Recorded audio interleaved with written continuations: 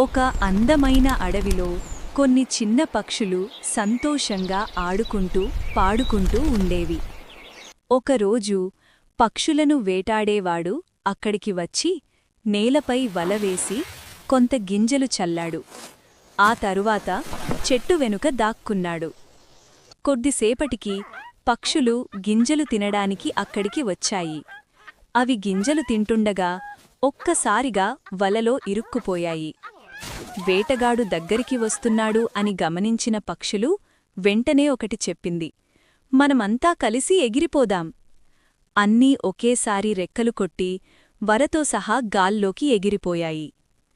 అలా ఎగురుతూ ఒక చెట్టు కింద ఉన్న చిన్న ఎలుక దగ్గరకు వెళ్ళి, దయచేసి మాకు సహాయం చేయండి అని కోరాయి.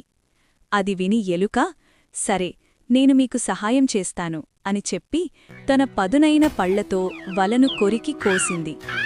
కొద్దిసేపటికి పక్షులన్నీ వల నుండి బయటపడ్డాయి. పక్షులు ఆనందంగా ఎలుకకు ధన్యవాదాలు చెప్పి సంతోషంగా ఆకాశంలోకి ఎగిరిపోయాయి. ప్లీజ్ సబ్స్క్రైబ్ చేయండి మా ఛానల్ను.